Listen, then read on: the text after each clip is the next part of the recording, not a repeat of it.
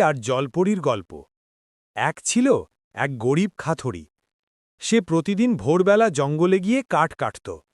তার বাড়িতে ছিল বুড়িমা, যাকে সে খুব ভালোবাসত। একদিন বর্ষার সকালে খাথড়ি নদীর ধার দিয়ে হাঁটছিল।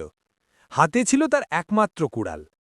হঠাৎ পা পিছলে সে নদীতে পড়ে যায়, আর সেই সাথে কুড়ালটাও গভীর জলে তলিয়ে যায়।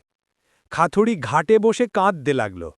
তার কান্নার শব্দ শুনে নদীর মাঝখান থেকে আলো ঝলমল করে ভেসে উঠল এক জলপরী। সে জলের ওপর দাঁড়িয়ে বলল, মানুষ, তুমি কেন কাঁদছ? খাথড়ি কাঁদতে কাঁদতে বলল, আমার একটাই কুড়াল ছিল, সেটা না থাকলে আমি কাজ করতে পারব না, আমার মাকে খাওয়াতেও পারব না। জলপরী যার হাতে জলের ছোঁয়া দিল, সঙ্গে সঙ্গে এক ঝলক আলো উঠল, আর তার হাতে ভেসে উঠল সোনার কুড়াল। জলপরী জিজ্ঞাসা করল, এটা কি তোমার?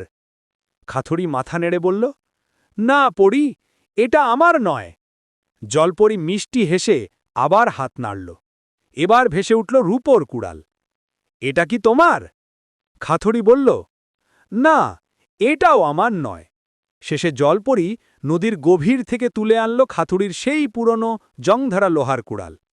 খাথড়ির চোখে আনন্দের জল এসে গেল। সে চিৎকার করে বলল, হ্যাঁ, এটিই আমার। তার সততায় জলপরী খুব খুশি হল। সে বলল, তুমি সত্যবাদী মানুষ, তাই পুরস্কার হিসেবে 3টি কুড়ালি তোমাকে দিলাম।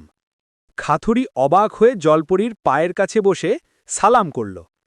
3টি কুড়াল নিয়ে সে আনন্দে বাড়ির দিকে দৌড় দিল। সেই সোনার কুড়াল বিক্রি করে সে মাকে ওলাউলো খাবার কিনে দিল, আর রূপোর কুড়াল রেখে দিল স্মৃতিস্বরূপ। পরে সে নিজের গ্রামে সবাইকে সততার মূল্য শেখাল।